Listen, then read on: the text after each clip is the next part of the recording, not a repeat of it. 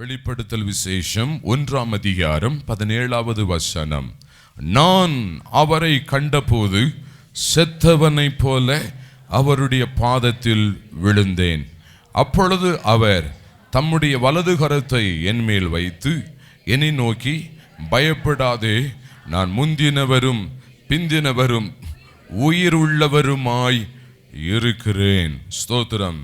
நான் அவரை கண்டபோது, ஸ்தோத்திரம், இதுதான் முக்கியமான ஒரு வார்த்தை. நான் அவரை கண்டபோது. ஸ்தோத்திரம். இதை எழுதுகிறது யார்?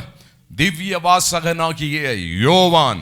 பத்மு தீவிலே அவர் இந்த தரிசனத்தை காணும்போது 9வது வசனத்திலிருந்து நம்ம வாசிக்கும் போது, உங்கள் சகோதரனும் இயேசு கிறிஸ்துவின் நிமித்தம் வருகிற உபத்திரவத்திற்கும் அவருடைய ராஜ்யத்திற்கும் அவருடைய பொறுமைக்கும் உங்கள் உடன் பங்காளனுமாயிருக்கிற யோவானாகிய நான் தேவ வசனத்தின் நிமித்தமும் இயேசு கிறிஸ்துவை பற்றிய சாட்சியின் நிமித்தமும் பத்மு என்னும் தீவிலே இருந்தேன். ஸ்தோத்திரம்.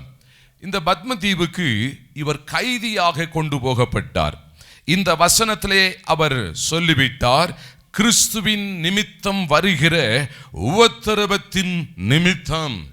வசனத்தை பிரசங்கம் பண்ணினதுனால, நல்ல ஊழியங்களை செய்ததனால இந்த யோவானை நாடு கடத்தி பத்மு என்கிறதான ஒரு தீவில கொண்டு போய் வச்சாங்க. அந்த நாட்களிலே நம்முடைய தேசத்திலேயும் பயங்கரமான சில குற்றவாளிகளை இந்தியாவில் வைக்காதபடிக்கு அந்தமான் தீவில் கொண்டு போய் அங்கே இருக்கிற சிறைச்சாலையில் நாடு கடத்தி அந்த தீவில் கொண்டு போய் வைத்து விடுவார்கள்.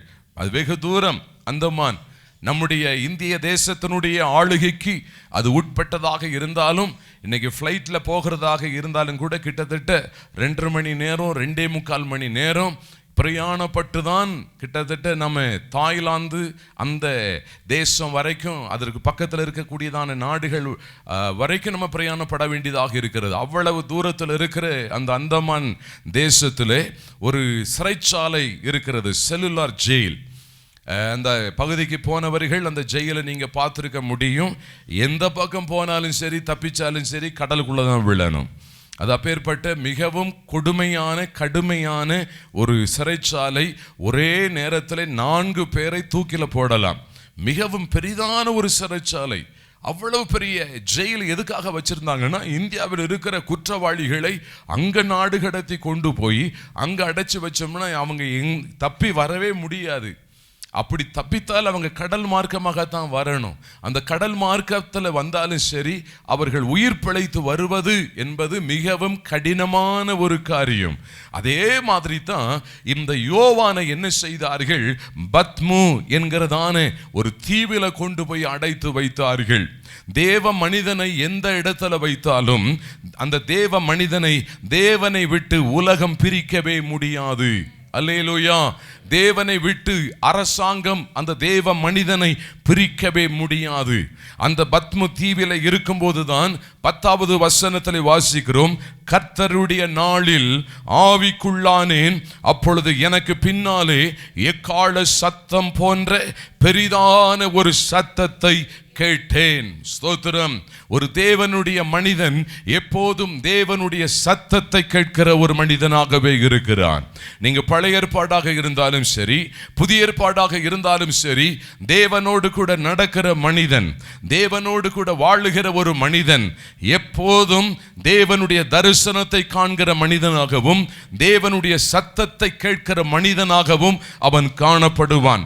தரிசனத்தையும் தேவ சத்தத்தையும் தேவனுடைய மனிதர்களை விட்டு வேறு பிரிக்கவே முடியாது. ஏன் ஆண்டவர் தேவ தரிசனத்தையும் சத்தத்தையும் கொடுக்கிறார் என்றால், அவர்கள் தேவனோடு எப்போதும் நடக்கிறவர்களாக இருக்கிறபடியினால், தேவனுக்கு நண்பர்களாக இருக்கிறபடியினால். ஆண்டவருக்கு யார் நண்பர்கள் என்று சொன்னால், தேவனோடு கூட ஜெபிக்கிறவர்கள், தேவனோடு கூட நேரங்களை செலவு பண்ணுகிறவர்கள் தேவனுக்கு நண்பர்களாக இருக்கிறார்கள். அல்லேலூயா. ஸ்தோத்திரம். ஆபிரகாம் தேவனுக்கு சிநேகிதனாக இருந்தான். தாவீது தேவனுடைய சிநேகிதன், தேவனுடைய இருதயத்திற்கு ஏற்ற ஒரு மனிதன். இவர்கள் எல்லாம் சிநேகிதர்களைப் போல இருந்ததனுடைய நோக்கம் என்ன? எப்போதும் தேவனோடு கூட தொடர்பு உடையவர்களாக இருந்தார்கள். இன்னைக்கு தேவனுடைய சபையில் இருக்கிற தெய்வ மக்கள் நாம் யாரோடு தொடர்புடையவர்களாக இருக்கிறோம் என்பது மிகவும் முக்கியம். தேவன் நம்மை ரட்சித்தது உண்மை என்றால், தேவனுடைய ரட்சிப்பை பெற்ற ஒவ்வொரு தேவனுடைய மனிதர்களும் தேவனோடு தொடர்புடையவர்களாக இருக்க வேண்டும். ஆனால் இன்றைக்கு அந்த தொடர்புகள் இன்றைக்கு நம்முடைய வாழ்க்கையில் இருக்கிறதா? ஏதாகிலும் ஞாயிற்றுக்கிழமை ஒரு முறை நாம தேவனுடைய சமூகத்திற்கு வந்துவிட்டு அடுத்த ஞாயிற்றுக்கிழமை ஆராதனை நாள் வரும்போதுதான் நம் தேவனுடைய தொடர்பை உடையவர்களாக நாம் காணப்படுகிறோம். ஆனால் தரிசனத்தை காண்கிறவர்களும் தேவ சத்தத்தை காண்கிறவர்களும் அப்படி அவர்கள் இருப்பது இல்லை. அவர்கள் ஒவ்வொரு நிமிஷமும் இரவும் பகலும் தேவனுடைய சமூகத்தில் காணப்படுகிறவர்களாக, தேவனோடு கூட நடக்கிறவர்களாக அவர்கள் இருக்கிறபடியினால் அவர்கள் தரிசனங்களை ஆண்டவர் அவர்களுக்கு காண்பிக்கிறார். ஆண்டவருடைய சத்தத்தை அவர்களுக்கு விளங்க பண்ணுகிறார். இந்த நாட்களிலே நாம் அவ்விதமான ஒரு சூழ்நிலைகளுக்குள்ளே நாம் கடந்து போக வேண்டும். ஆமென், அல்லேலூயா, ஸ்தோத்திரம். ஏனோ தானோ வென்று வாழுகிற வாழ்க்கைக்கு சபை ஒரு முற்றுப்புள்ளியை வைக்க வேண்டும். இந்த உலகத்தில் ஏதோ நான் வாழ்ந்து கொண்டிருக்கிறேன், ஏதோ எனக்கு ஒரு குடும்பத்தை கர்த்தர் கொடுத்திருக்கிறார், எனக்கு ஒரு தொழிலை ஆண்டவர் கொடுத்திருக்கிறார் என்று அதிலே நம்ம ஓடிக்கொண்டே இருப்போமே என்றால் தேவனுக்கு சிநேகிதர்களாக நம்ம இருக்க முடியாது, தரிசனத்தை காண்கிறவர்களாக இருக்க முடியாது, தேவனுடைய சத்தத்தை கேட்கிறவர்களாக இருக்க முடியாது. இந்த வசனத்திலிருந்து தேவனுடைய சபைக்கு ஆண்டவர் சொல்லுகிற ஒரு காரியம் என்னவென்றால், பத்மு தீவிலே கைதியாக சிறைச்சாலையிலே அடைக்கப்பட்டதான நேரமாக இருந்தாலும் சரி, வெகு தூரத்திலே நாடு விட்டு நாடு கடத்தப்பட்ட நிலைமையாக இருந்தாலும் சரி, இந்த மனிதனை தேவனிடத்தில் இருந்து பிரிக்க முடியவில்லை. தேவனோடு கூட நடக்கிறதை விட்டு நிறுத்த முடியவில்லை. தேவனுடைய தரிசனத்தை காண்கிறதை நிறுத்த முடியவில்லை. தேவனுடைய சத்தத்தை கேட்கிறதை நிறுத்த முடியவில்லை. காரணம், இந்த உலகத்தினுடைய சகல வல்லமைகளுக்கும் சகல அதிகாரங்களுக்கும் மேலாக செயல்படுவது தேவனுடைய வல்லமை, தேவனுடைய அதிகாரமாய் இருக்கிறபடியினால் தேவனுடைய திட்டத்தை உலக அதிகாரத்தினால் ஒரு மனிதனும் ஒரு ராஜாக்களாலும் ஒரு நிர்வாகத்தாலும் தடை செய்யவே முடியாது. அவன் தரிசனத்தை கண்டான், அவன் தேவனுடைய சத்தத்தையும் கேட்டான். ஆமென், அல்லேலூயா, ஸ்தோத்திரம். நம்முடைய தனிப்பட்ட வாழ்க்கையில் ஆண்டவரே இந்த அனுபவத்தை நீர் எனக்குள்ளே தர வேண்டும் என்று நாம் ஜெபிக்க வேண்டும். இந்த அனுபவங்கள் தரிசனத்தை காண்கிற அனுபவங்கள். நம்முடைய வாழ்க்கையில் ரட்சிக்கப்பட்ட காலத்தில் தரிசனங்களை காண்கிறவர்களாக நம்ம இருந்திருக்கலாம், தேவனுடைய சத்தத்தை கேட்கிற நாட்களாக இருந்திருக்கலாம். ஆனால் இந்த நாட்களிலே அந்த அனுபவங்கள் இருக்கிறதா? இல்லாவிட்டால் அந்த அனுபவங்களை நம்முடைய வாழ்க்கையில் இழந்து போனவர்களாக நம்ம காணப்படுகிறோமோ? ஒருவேளை நம்ம இழந்து போனவர்களாக நாம் காணப்படுவோமே என்றால் மீண்டும் இந்த நாட்களிலே ஆண்டவரே, இந்த அனுபவங்களை எல்லாம் நான் இழந்து போயிருக்கிறேன், மீண்டும் இந்த அனுபவங்களை நீர் எனக்கு தாரும் ஆண்டவரேன்னு சொல்லி நாம் ஜெபித்து அந்த அனுபவங்களை திரும்ப பெற்றுக்கொள்ள வேண்டும். அல்லேலூயா. இன்னைக்கு ஜெபிக்க முழங்கால் படியிடும் போது எந்த உணர்வுகளும் நம்முடைய ஜெப அறையிலே இருக்கிறது இல்லை. நம்முடைய இருதயத்தில் எந்த உணர்வுகளும் இல்லாதபடியினாலே எப்ப சீக்கிரமாய் ஜெபத்தை விட்டு எழும்பலாம். தேவனுடைய அசைவாடுதல் இல்லை, தேவனுடைய பிரசன்னம் இல்லை. ஜெபத்தை விட்டு எப்ப சீக்கிரமாய் எழும்பலாம், இல்லைன்னா எப்ப ஆராதனை முடியும், எப்ப இந்த பிரசங்கம் முடியும். ஏன் நம்ம இதை எதிர்பார்த்து கொண்டிருக்கிறோம் என்றால் தேவனுக்கு நமக்கும் தொடர்பு இல்லை. ஒரு செத்து போன ஒரு நிலைமையில் நம்ம மாறிவிட்டோம். இன்னைக்கு கர்த்தர் நம்மை உயிர்ப்பிக்க விரும்புகிறார். ஆண்டவர் நம்மை உயிர்ப்பிக்க விரும்புகிறார். அல்லேலூயா, ஸ்தோத்திரம். தரிசனம் இல்லாத ஒரு மனிதன் அவன் உயிருள்ளவனாய் இருந்தாலும் சரி, செத்ததற்கு அவன் சமம், செத்ததற்கு சமம். நான் எப்போதும் அநேக ஊழியர்களுக்கு நான் பார்க்கும்போதெல்லாம் சொல்லுவேன், எதை இழந்தாலும் சரி தேவன் உமக்கு கொடுத்திருக்கிற தரிசனத்தை இழந்து விடாதீர்கள் ஐயா. தரிசனத்தை இழந்துடாதீங்க. தரிசனத்தை இழந்துட்டா நம்ம உயிராக இருந்தாலும் சரி, செத்தவனாக நம்ம மாறி விடுவோம். இந்த தேவ மனிதர்கள் தரிசனத்தை இழக்கல. அவர்கள் இருக்கிற சூழ்நிலைகள் மிகவும் மோசம். ஒரு மரண ஆக்கினைக்குள்ளாக தீர்க்கப்பட்ட நிலைமையில நாடு கடத்தப்பட்டு தனிமையில் உட்கார்ந்துகிட்டு இருக்காங்க. அவங்களுக்கு துணை இயேசு கிறிஸ்து மட்டும்தான். அவர்களை அவ்வப்போது ஆறுதல் படுத்துவது தேவ சத்தம் மட்டும்தான், தேவனுடைய வார்த்தைகள் மட்டும்தான். தேவன் மட்டுமே அந்த சிறைச்சாலைக்குள்ளே அந்த மனிதனோடு கூட இருந்தார். வேற யாரும் அங்கே இருக்கவில்லை. அந்த மனிதன்தான் ஒரு தரிசனத்தை காண்கிறார். 11வது வசனத்தில் இருந்து தரிசனம் என்ன? ஒரு சத்தம் கேட்கிறது. நான் அல்பாவும் ஓமேகாவுமாய் முந்தினவரும் பிந்தினவருமாய் இருக்கிறேன். நீ காண்கிறதை ஒரு புஸ்தகத்தில் எழுதி ஆசியாவில் இருக்கிற எபேசு, சிமிர்னா, பெர்கமு, தியத்திரா, சர்தை, பிலதெல்பியா, லவோதிக்கியா என்னும் பட்டணங்களில் உள்ள 7 சபைகளுக்கும் அனுப்பு என்று விளம்பினது. ஸ்தோத்திரம். நீ காண்கிறதை ஒரு புஸ்தகத்தில் எழுது. ஸ்தோத்திரம். தரிசனம் உள்ள ஒரு மனிதன் காண்கிறதை எழுதுவான். ஏனென்றால் கர்த்தர் கொடுக்கிற தரிசனம் விலையேற பெற்றது. கர்த்தர் கொடுக்கிற தரிசனம் விலையேற பெற்றது. அது காலத்தால் அழியாதது. ஸ்தோத்திரம். தேவன் உங்களுடைய வாழ்க்கையில் சில காரியங்களை வெளிப்படுத்துவார் என்றால் அதை எழுதி வைக்கணும். எதுக்காக எழுதி வைக்கணும்? உங்களுடைய பின் சந்ததிகள் அதை அறியணும். உங்களுடைய குடும்பத்தை குறித்து, உங்கள் சந்ததியை குறித்ததான சில காரியங்களை தேவன் உணர்த்தி இருக்கலாம். அவைகளை எழுதி வைக்கும் போது பின் சந்ததிகள் வருகிற வேளைகளிலே அதை காணும் போது ஆண்டவர் இப்படித்தான் நம்முடைய தலைமுறைகளை ஆண்டவர் நடத்தி கொண்டு வருகிறார். முற்பிதாக்களை இப்படித்தான் ஆண்டவர் நடத்தினார். நான் அந்த வழியிலே வருகிற நான் என்ன செய்ய வேண்டும் என்று பரிசுத்த ஆவியானவர் அவர்களுக்குள்ளாக இடைபடத்தக்கதாக எழுத வேண்டியவைகளை பத்திரமாக எழுதி பத்திரப்படுத்த வேண்டும்.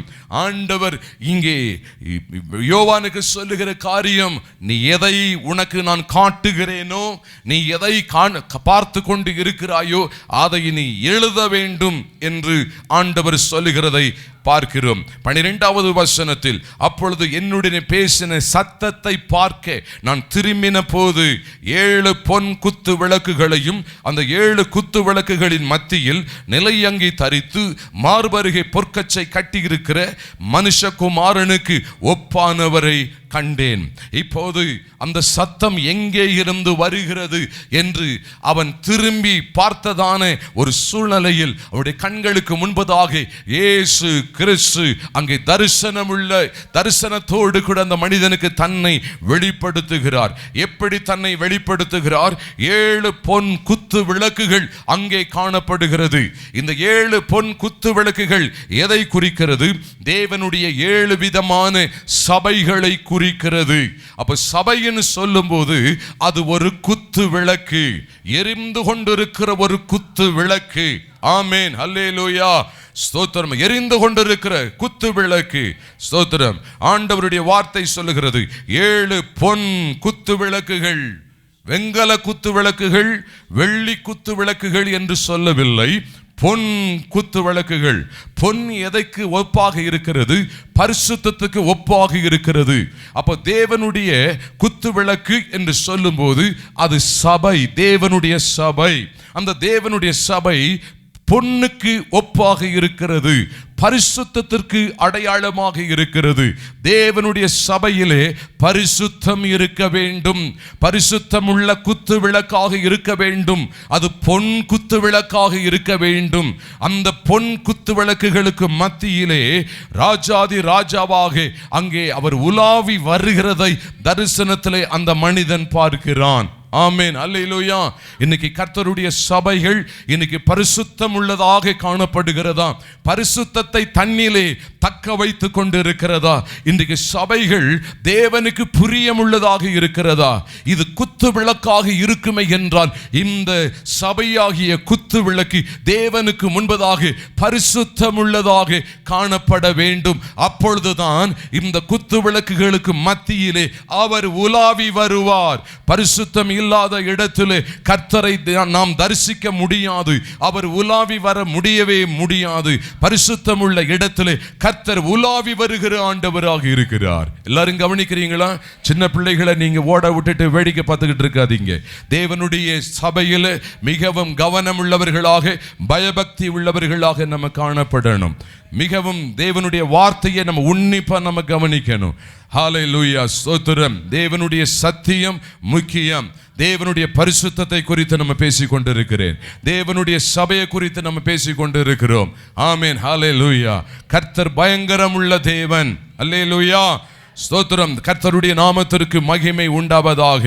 வேதம் சொல்லுகிறது, அந்த 7 குத்து விளக்குகளுக்கு மத்தியிலே இயேசு கிறிஸ்து தன்னை வெளிப்படுத்துகிறார்.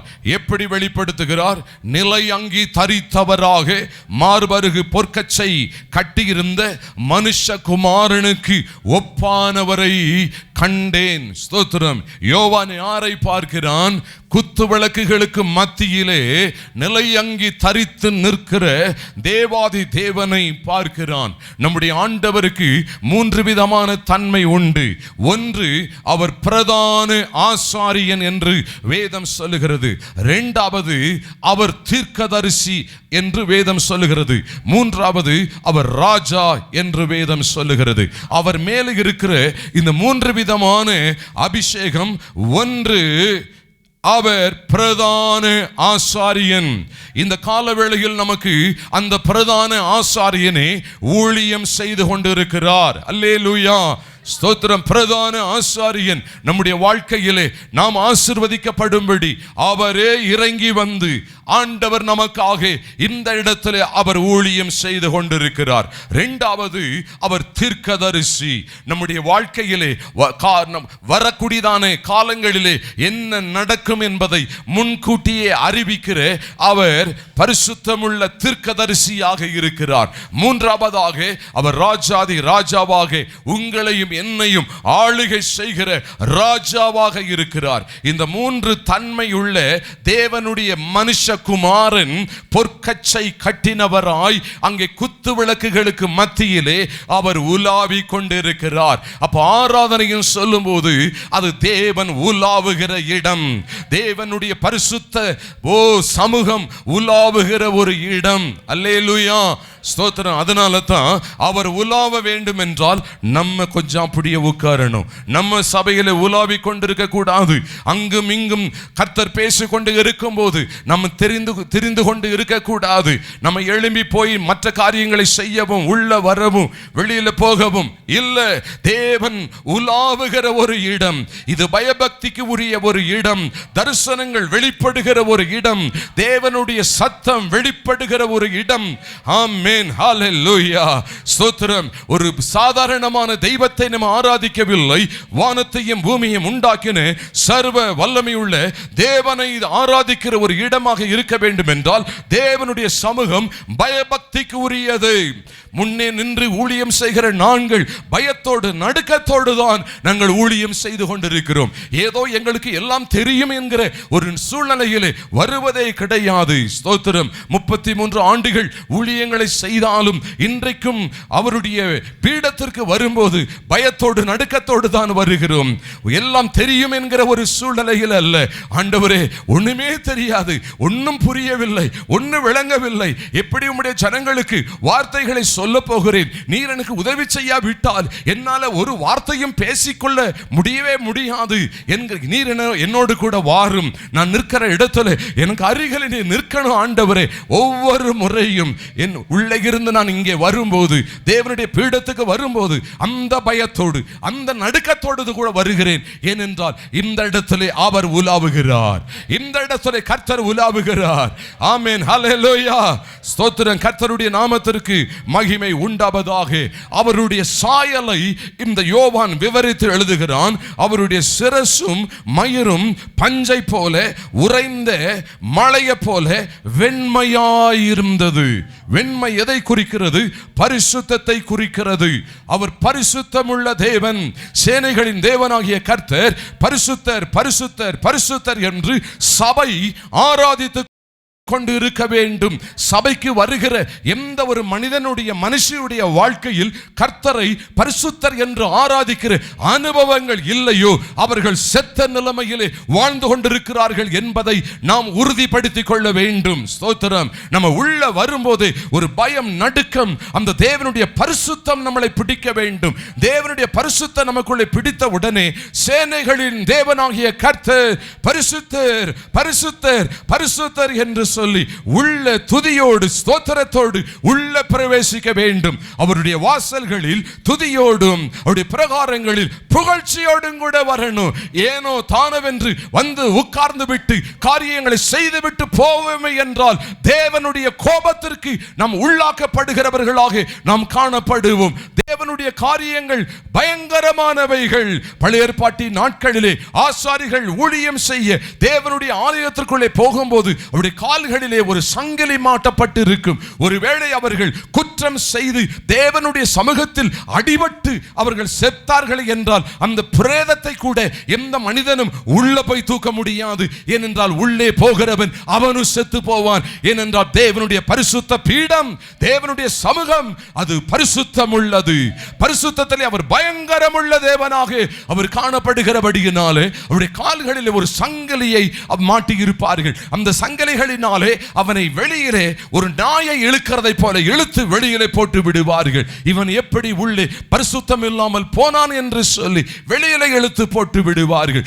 அவ்வளவு பயங்கரமான தேவனுடைய சமூகத்தில் வந்து நம்ம தேவனை ஆராதிக்க வரும்போது தேவ ஜனமே, தேவனுடைய சபையே, தேவனுக்குரிய பயத்தையும் பக்தியையும் உடையவர்களாக பரிசுத்தத்தையும் உடையவர்களாக நம்ம காணப்பட வேண்டும். தேவனுக்கு நம்ம சேவை செய்யலாம், தேவனுக்கு ஊழியம் செய்யலாம். ஆனால் அதை பயத்தோடும் நடுக்கத்தோடும் உண்மையோடும் உத்தமத்தோடும் நாம் அதை செய்யும் போதுதான் அந்த சேவை, அந்த ஊழியம் நம்முடைய வாழ்க்கையில் ஆசீர்வாதமாக இருக்கும். அல்லேலூயா, அல்லேலூயா. கர்த்தரை அவன் எப்படி காண்கிறான்? அவருடைய சிரசு, அவருடைய சிரசும் மயிரும் வெண்பஞ்சை போல உறைந்த மலையை போல வெண்மையாய் இருந்தது. அவருடைய கண்கள் அக்கினி ஜுவாலையை போல இருந்தது. அவருடைய கண்களை பார்க்கும்போது அக்கினி ஜுவாலைகள் எரிந்து பற்றி எரிகிற ஒரு அக்கினியை போல அவருடைய கண்கள் காணப்படுகிறது. ஆகையினால தான் இயேசு கிறிஸ்துவுக்கு முன்பதாக பிசாசால இன்னைக்கு நிற்க முடியல. பிசாசு அலறுகிறான். ஐயோ, அக்கினி எரிந்து கொண்டிருக்கிறது, இங்கே என்னால இருக்க முடியவில்லை, என்னால இந்த இடத்துல இருக்க முடியவில்லை. அவருடைய கண்களை பார்த்தாலே சாத்தான் நடுங்குவான். அவருடைய கண்கள் அக்கினி ஜுவாலைகளை போல இருந்தது. ஸ்தோத்திரம். அக்கினி எதை குறிக்கிறது? தேவனுடைய அபிஷேகத்தை குறிக்கிறது. ஸ்தோத்திரம். ஹல்லேலூயா. அவர் அபிஷேகம் பண்ணப்பட்டவர். அவருடைய நாமம் அபிஷேகம் பண்ணப்பட்ட நாமம். Amen. Hallelujah. He is anointed one. He is anointed one. அவர் அபிஷேகம் பண்ணப்பட்டவர். அவருடைய நாமம் அபிஷேகம் பண்ணப்பட்ட நாமம். இயேசு கிறிஸ்துவின் சொன்னாலே அபிஷேகம் பண்ணப்பட்ட நாமம். நம்மில எத்தனை பேருடைய பெயர் அபிஷேகம் பண்ணப்பட்ட பெயரை வச்சிருக்கிறோம்? அபிஷேகம் பண்ணப்பட்ட பெயர் இல்லங்க. பெற்றோர்கள் ஏதோ மனிதர்கள் நம்முடைய வாழ்க்கையிலே பெயர்களை வைத்தார்கள். ஆனால் இயேசு கிறிஸ்துவோ அபிஷேகம் பண்ணப்பட்ட நாமம், நாமத்தையே அபிஷேகம் பண்ணி தான் கொடுத்தாரு. அல்லேலூயா. அப்ப இயேசு கிறிஸ்துன்னு சொல்லும் போது தேவனுடைய அபிஷேகம், தேவனுடைய அக்கினி அங்கே வெளிப்படுகிறது. அப்ப தேவ சபையிலே கர்த்தருடைய கண்கள் உலாவுகிறது. தேவனுடைய சபையில் கர்த்தருடைய கண்கள், வேதம் சொல்லுகிறது பூமி எங்கும் கர்த்தருடைய கண்கள் உலாவி வருகிறது. அது எப்படிப்பட்ட கண்கள்? அக்கினிமயமான கண்கள், அக்கினிமயமான கண்கள். அந்த கண்களை ஒருவராலும் காண முடியாது. அந்த கண்கள் உலாவி வரும்போது எங்கெல்லாம் சத்துருடைய கிரியைகள் இருக்கிறதோ அந்த சத்துருடைய கிரியைகள் அந்த இடத்தை விட்டு ஓட ஆரம்பிக்கிறது, அந்த இடத்தை விட்டு மறைய ஆரம்பிக்கிறது. அந்த கண்களுக்கு முன்பதாக பிசாசால நிற்க முடியாது. அப்படிப்பட்ட கண்கள் கர்த்தருடைய சபையிலே உலாவி கொண்டிருக்கிறது. அல்லேலூயா, அல்லேலூயா. 15வது வசனத்தை பார்க்கும்போது அவருடைய பாதத்தை குறித்து தரிசனத்தை பார்க்கிறார். உலை களத்தில் காய்ந்த பிரகாசமான வெண்கலம் போல இருக்கிறது. அவருடைய பாதங்கள் பிரகாசமாய் இருக்கிறது. அவருடைய சத்தம் பெருவெள்ளத்தின் இரைச்சல். வெள்ளம் வரும்போது பெருவெள்ளம் வரும்போது எப்படிப்பட்ட இரைச்சல் இருக்கிறதோ, இயேசு கிறிஸ்து பேசும்போது பெருவெள்ளத்தின் இரைச்சலை போல இருக்கிறது. தமது வலது கரத்தில் 7 நட்சத்திரங்களை ஏந்தி கொண்டிருந்தார். 7 நட்சத்திரங்களை ஏந்தி கொண்டிருந்தார். ஸ்தோத்திரம். இந்த 7 நட்சத்திரங்கள் எதை குறிக்கிறது தெரியுமா? 7 சபைகளுடைய தூதன்மார்கள். 7 பொன் குத்துவிளக்கு 7 சபைகளை குறிக்கிறது. 7 நட்சத்திரங்கள் அந்த சபைகளிலே ஊழியம் செய்கிற தூதன் என்று எழுதப்பட்டிருக்கிறது. தூதன் என்றால் தேவனுடைய தூதை கொண்டு வருகிறவன். அல்லேலூயா. தேவனுடைய வார்த்தையை கொண்டு வருகிறவன், அவனுக்கு பெயர்தான் தூதன். ஸ்தோத்திரம். தூது கொடுக்கிறவன். ஸ்தோத்திரம். 7 நட்சத்திரங்கள் சபையினுடைய தூதன், சபையினுடைய ஊழியர்களை கர்த்தர் தன் கைகளிலே ஏந்தி கொண்டே இருக்கிறார். ஆமென். அல்லேலூயா. இது ஊழியம் செய்கிறவர்களை உற்சாகப்படுத்துகிற வார்த்தை. ஆண்டவரே, நாங்கள் உம்முடைய கரங்களிலே இருக்கிறோம். நீர் எங்களை ஏந்துகிற தேவன். நாங்கள் நட்சத்திரங்களைப் போல இருக்கிறோம். நட்சத்திரங்களைப் போல பிரகாசிக்கிற மக்கள், கர்த்தருக்கு ஊழியம் செய்கிறவர்கள். 7 பொன் குத்து விளக்கு, 7 நட்சத்திரங்கள் தன் கைகளிலே பார்க்கும்போது அந்த கைகள் முழுவதும் நட்சத்திரங்கள் இருக்கிறது. அது தேவனுடைய தூதன்மாரை குறிக்கிறது.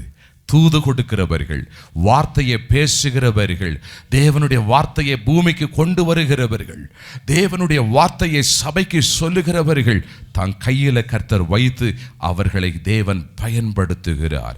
அதற்கு பிறகு பார்க்கும்போது அவர் வாயிலிருந்து இருபுறமும் கருக்குள்ள பட்டயம் புறப்பட்டது. அவருடைய அவருடைய முகம் வல்லமையாய் பிரகாசிக்கிற சூரியனை போல இருந்தது. முகம் எப்படி இருக்கு? சூரியனை போல பிரகாசம். அவருடைய முகத்தை எந்த மனிதனாலும் பார்க்க முடியவில்லை. எந்த மனிதனாலும் பார்க்க முடியல. மோசே சொன்னார், ஐயா ஒரு விசனம் பார்க்கட்டும். கர்த்தர் என்ன சொன்னார் தெரியுமா? என்னை பார்த்த ஒருவனும் உயிரோடு கூட இருக்க முடியாது மோசே. ஆனா உனக்கு நான் ஒரு தயவு பாராட்டுகிறேன். இந்த இடத்துல நீ வந்து நில்லு. நான் சொல்லுகிற இடத்துல வந்து நீ நிற்கும் போது நான் அப்படியே கடந்து போவேன். நான் கடந்து போகும்போது என்னுடைய முகத்தை நீ பார்க்க மாட்டாய். என்னுடைய முன்பகுதியை நான் உனக்கு காட்ட மாட்டேன். ஏனென்றால் நீ ஒரு வேளை அதை பார்த்துட்டு அப்படின்னா நீ உயிரோடு கூட இருக்க முடியாது. நான் அவ்வளவு பரிசுத்தம் உள்ள தேவன், அவ்வளவு வல்லமையுள்ள தேவன். ஆகையினால இந்த இடத்துல நான் அப்படியே கடந்து போகும்போது என்னுடைய பின்புறத்தை நீ பார்த்துக்கொள். ஓ, தேவனுடைய பின்புறத்தை பார்த்த ஒரு மனிதன் ஒருவன் இருப்பான் என்றால் அவன் மோசே. ஹல்லேலூயா. கர்த்தருடைய நாமத்திற்கு மகிமை உண்டாவதாக. அவருடைய முகம் சூரியனை போல பிரகாசிக்கிற ஒரு முகம். 40 நாட்கள் சீனாய் மலையில் தேவனுடைய பிரசன்னத்தில் இருந்து விட்டு அந்த மோசே கீழே இறங்கி வந்த போது ஜனங்கள் எல்லாம் சொன்னார்கள், மோசே ஓ முகத்தை பார்க்க முடியல, உன் முகத்தை நீ மூடிக்கொள். ஏனென்றால் தேவனோடு கூட இருந்த ஒரு மனிதனுடைய முகம் தேவனை போல பிரகாசிக்க ஆரம்பிக்கிறது. கர்த்தர் தம்முடைய சபையை பிரகாசிக்க விரும்புகிறார். தேவன் தம்முடைய சபையை, தம்முடைய பரிசுத்தவான்களை ஆண்டவர் பிரகாசிக்க விரும்புகிறார். சோதரர், இந்த காட்சியை ஆண்டவர், இந்த தரிசனத்தை யோவானுக்கு காண்பிக்கிறார். காண்பித்த உடனே 17வது வசனத்திலே, நான் அவரை கண்டபோது செத்தவனைப் போல அவருடைய பாதத்தில் விழுந்தேன். தரிசனத்தை கண்டவன் மாம்சத்தில் அவன் சாவான். மாம்சத்தின் கிரியைகளுக்கு அவன் சாவான். அல்லேலூயா, அல்லேலூயா. மாம்சத்தின் கிரியைகள் அங்கே அழிந்து போகிறது. செத்தவனை போல மாம்சத்திற்கு அவன் செத்து அவன் கீழே கிடக்கும் போது தேவன் அவனை மீண்டும் தம்முடைய வலது கரத்தை அவன் மேலே வைத்து அவனை திரும்ப எழுப்பி, பயப்படாதே, நான் முந்தினவரும்.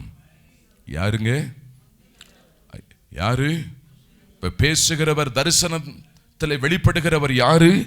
ஆண்டவராகிய இயேசு கிறிஸ்து. இந்த இயேசு கிறிஸ்து யோவானுக்கு என்ன சொல்றாருன்னா, நான் ஏதோ புதிய ஏற்பாட்டில் தான் நான் வந்தோம் நீ நினைக்காத, நான் முந்தினவர், நான் முந்தினவர். அல்லேலூயா, அல்லேலூயா, ஸ்தோத்திரம். வானத்தையும் பூமியையும் படைத்த சர்வ வல்லமையுள்ள தேவன் நான் முந்தினவர். நான் முந்தினவர் மாத்திரமல்ல, பிந்தினவர் நான் தான். இனி வரப்போகிற ராஜாதி ராஜாவாக நான் இருக்கிறேன். பிந்தி வருகிறவர் நான் தான். மத்திய ஆகாயத்தில் வெளிப்பட போகிறவர் நான் தான். 1000 தேவ தூதன்மார்களோடு கூட எக்கால சத்தத்துக்கு நடுவிலே ராஜாதி ராஜனாக இந்த பூமியிலே வெளிப்பட போகிற தேவனும் நான் தான். இந்த தரிசனத்தை அவன் கண்டான். ஹல்லேலூயா. இந்த தரிசனத்தை கண்டபோது யோவானுடைய வாழ்க்கை மாறினது. நான் அவரை கண்டபோது யோவானுடைய வாழ்க்கையிலே யோவான் தேவனை கண்டபோது என்ன நடந்தது? 7 சபைகளுக்கும் நிறைகளையும் குறைவுகளையும் கர்த்தர் சொல்லுவதற்கு ஆண்டவர் யோவானை பயன்படுத்தினார். அதோடு கூட நிற்கவில்லை. இனி உலகத்தில் சம்பவிக்க கூடியதான காரியங்களை அறிவிக்கும்படி ஆண்டவர் யோவானை பயன்படுத்தினார். ஆண்டவர் அவன் மூலமாய் இனி சம்பவிக்க வேண்டியவைகளை எழுதி வைத்தார். யோவானுடைய வாழ்க்கையின் ஊழியமே மாறுகிறது. வாழ்க்கை மாறுகிறது. எப்பொழுதும் ஒரு மாற்றம். தேவனை கண்டபோது. இன்னைக்கு ஏன் நம்முடைய வாழ்க்கையிலே மாற்றம் இல்லை? ஏன் சபை மாறவில்லை? காரணம் என்ன? தேவனை காண வேண்டிய சபை, தேவனை காண வேண்டிய பரிசுத்தவான்கள், தேவனை காண வேண்டிய ஊழியர்கள், தேவனை காண வேண்டிய விசுவாச மக்கள் இன்றைக்கு வேற எதையோ கண்டு கொண்டிருக்கிறபடியினால், தேவனுக்கு நமக்கும் சம்பந்தம் இல்லாதபடிக்கு நம்முடைய வாழ்க்கை போய்கொண்டே இருக்கிறபடியினால், மேன்மையானதை காணும்படியான கிருபையை இழந்து நிற்கிறது சபை. எதற்காக சபை ஸ்தாபிக்கப்பட்டது? எதற்காக நம்ம ரட்சிக்கப்பட்டோம்? எதற்காக நம்ம அழைக்கப்பட்டோம்? ஒரு மேன்மையான வாழ்க்கை வாழுவதற்காகத்தான் அழைக்கப்பட்டோம். ஆனால் அந்த மேன்மையை இழந்து இன்றைக்கு சபைகள் நின்று கொண்டிருக்கிறது. அதுக்கு என்ன செய்யணும்? தேவனிடத்தில் திரும்பணும். தேவனிடத்துக்கு நம்ம திரும்பணும். அல்லேலூயா, அல்லேலூயா. சபைகள் தேவனிடத்துக்கு திரும்பணும். தேவனுடைய ஜனங்கள் தேவனிடத்துக்கு திரும்பணும். இன்னைக்கு எத்தனையோ செய்திகளை கேட்டாலும் செய்தி உள்ள போக மாட்டேங்குது, இருதயத்துக்குள்ள போக மாட்டேங்குது. இருதயத்துக்குள்ளவே நம்ம ஏற்றுக்கொள்வது இல்லை. ஏதோ ஒரு சடங்குகளை போல சபை ஆராதனை சடங்குகளாக மாறிவிட்டது. சபை ஆராதனை பொழுதுபோக்கு கூடாரமாக மாறிவிட்டது. ஒரு பொழுதுபோக்கு. சபைக்கு போனா ஒரு ஆரவாரம், ஒரு பொழுதுபோக்கு இல்லை. நான் அவரை கண்டபோது இன்னைக்கு சபை இயேசுவை காணணும். சபை இயேசுவை காணணும். இயேசுவை கண்ட மனிதன் செத்தவனை போல கீழே விழுவான். தன்னுடைய சுயத்தை வெறுப்பான், மாம்சத்தை வெறுப்பான். அவன் தேவனுக்காக தன்னை அர்ப்பணிப்பான். அவன் வாழ்க்கையில் ஒரு பெரிய மாற்றங்கள் வரும். பழையவைகள் ஒளிந்து போகும். எல்லாம் புதிதாக மாறும். எல்லாம் புதிதாக மாறும். நம்ம வாழ்க்கையில் அப்படிப்பட்ட ஒரு மாற்றம் வந்திருக்கு. ஐயா அம்மா, மாற்றம் வந்திருக்கா? ஒரு மாற்றமும் இல்லை. ரட்சிக்கப்பட்டு 30 வருஷம் தான் போயிருக்கு. மாற்றம் இல்லை, மாற்றம் இல்லை. ஸ்தோத்திரம். இன்னொரு 2வது பகுதியை நான் உங்களுக்கு சொல்லட்டும். இன்னும் 2 பகுதி இருக்குது. மொத்தம் 4 பகுதி. இன்னைக்கு 2 பகுதி நான் சொல்றேன். கர்த்தருக்கு சித்தமானால் அடுத்த வாரம் ஒரு 2 பகுதியை சொல்றேன். ஏசாயாவின் தீர்க்க தரிசனத்துக்கு போகலாம். ஏசாயாவின் தீர்க்க தரிசன புஸ்தகம். இந்த காரியங்களை பார்த்து நம்ம ஜெபிக்கலாம், நம்ம ஒப்பு கொடுக்கலாம். ஏசாயாவின் தீர்க்க தரிசன புஸ்தகம் 6ஆம் அதிகாரத்தை திருப்பிக் கொள்ளுவோம். 6ஆம் அதிகாரம்.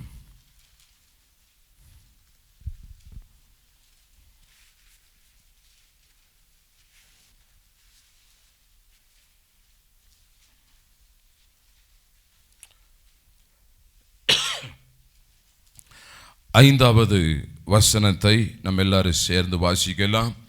அப்பொழுது நான், ஐயோ அதமானேன், நான் அசுத்த உதடுகளுள்ள மனுஷன், அசுத்த உதடுகளுள்ள ஜனங்களின் நடுவில் வாசமாயிருக்கிறவன், சேனைகளின் கர்த்தராகிய ராஜாவை என் கண்கள் கண்டதே என்றான். ஏசாயா தீர்க்கதரிசி யோவானை போலவே சொல்லுகிறார், நான் அவரை கண்டபோது. யோவானை போலவே சொல்லுகிறார், நான் அவரை கண்டபோது சேனைகளின் கர்த்தராகிய ராஜாவை என் கண்கள் கண்டதே. அப்படின்னு என்ன அர்த்தம்? காண்கிறதற்கு முன்பாக என் வாழ்க்கை வேறு விதமாக இருந்தது. அந்த ராஜாவை கண்ட பிற்பாடு, என் கண்கள் ராஜாவை கண்ட பிற்பாடு, அவர் சேனைகளின் கர்த்தர், அவர் ராஜா, என் கண்கள் அவரை கண்டபோது என் வாழ்க்கை மாறிடுச்சுங்கிறாரு. என் வாழ்க்கை மாறிவிட்டது. அல்லேலூயா, ஸ்தோத்திரம். கர்த்தருடைய நாமத்திற்கு மகிமை உண்டாவதாக. எப்போ ஏசாயாவுக்கு தரிசனம் கிடைக்கி? முதல் 5 அதிகாரங்களிலே அவர் அநேக காரியங்களை பேசியிருக்கிறார். 6வது அதிகாரத்திற்கு வரும்போதுதான் தரிசனம் கிடைக்கிறது. 6வது அதிகாரத்திற்கு வரும்போதுதான் தரிசனத்தை அவர் பார்க்கிறார். அந்த தரிசனம் ஏசாயாவினுடைய வாழ்க்கையில் ஒரு பெரிய மாற்றத்தை கொண்டு வந்தது. நம்ம அதைத்தான் இன்னைக்கு நம்ம பார்க்க போறோம். தரிசனத்தை கண்ட பிற்பாடுதான், எவ்வளவு பெரிய தீர்க்கதரிசியாக இருக்கலாம், ஏசாயா எவ்வளவு பெரிய ஊழியனாக இருக்கலாம், ஏசாயா தீர்க்கதரிசி எவ்வளவு பெரிய தேவ மனிதனாக இருக்கலாம், ஆனா தரிசனத்தை காண்கிறதற்கு முன்னே அந்த மனிதன் செயல்பட்டதற்கும் தேவனை கண்டதற்கு பிறகு அந்த மனிதனுடைய வாழ்க்கை காணப்படுகிறதும் வித்தியாசமாய் இருக்கிறதை நாம் பார்க்க முடியும். முந்தி இருந்ததை போல இப்பொழுது தேவ தரிசனத்தை கண்ட பிற்பாடு, தேவனை கண்ட பிற்பாடு முந்தின வாழ்க்கையை போல இப்பொழுது இருக்கவில்லை. அவனுடைய வாழ்க்கை இப்பொழுது முற்றிலேயும் மாற ஆரம்பிக்கிறது. ஸ்தோத்திரம். இந்த தரிசனத்தை இந்த ஏசாயா தீர்க்கதரிசி பார்ப்பதற்கு முன்பதாக, தரிசனத்திலே இந்த தேவாதி தேவனை, சேனைகளின் கர்த்தராகிய ராஜாவை பார்ப்பதற்கு முன்பதாக இந்த ஏசாயா தீர்க்கதரிசி என்ன செய்து கொண்டிருந்தார்? தேவனுக்காகத்தான் வாழ்ந்து கொண்டே இருந்தார். 5 அதிகாரங்களிலேயும் பாவம் செய்யல, தேவனுக்காகத்தான் வாழ்ந்து கொண்டிருந்தார். கடினமாக ஒரு தேவனுக்காக உழைக்கிற ஒரு தீர்க்கதரிசியாக இருந்தார். ஆனால் எல்லாம் இருந்தாலும் சரி, வாழ்க்கையில தரிசனம் இல்லை, வாழ்க்கையில ஒரு நோக்கம் இல்லை, வாழ்க்கையிலே மங்கி போனதான ஒரு அனுபவங்கள் தன்னுடைய சொந்த வாழ்க்கையிலே காணப்படுகிறது. அப்படின்னா 5 அதிகாரத்தில் அவர் எதை குறித்து பேசிக்கொண்டே இருந்தார்? என்ன, மற்றவர்களை குறித்து தான் சொல்லிக்கிட்டே இருந்தாரு. மற்றவர்களை குறித்து என்ன சொல்றாரு? 6 இடங்களில் நம்ம பார்க்கிறோம். பொல்லாப்பு செய்கிற உனக்கு ஐயோ, இந்த காரியத்தை செய்கிற உனக்கு ஐயோ, இந்த சந்ததிக்கு ஐயோ, இதத்தான் பேசிக்கிட்டே இருந்தாரு 5 அதிகாரத்தில். 6வது அதிகாரத்தில் தேவனை கண்டபோது தன்னுடைய வாழ்க்கையில் அவர் சொல்லுகிறார், ஐயோ நான் அதமானேன்.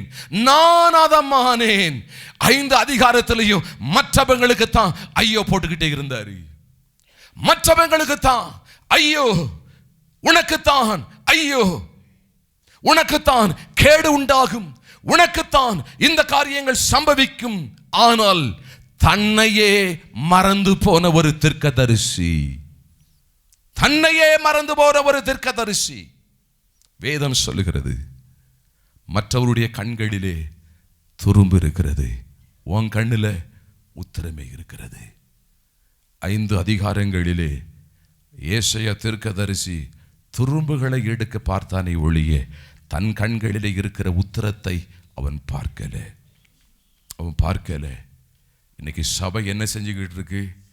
சபை என்ன செய்து கொண்டிருக்கிறது?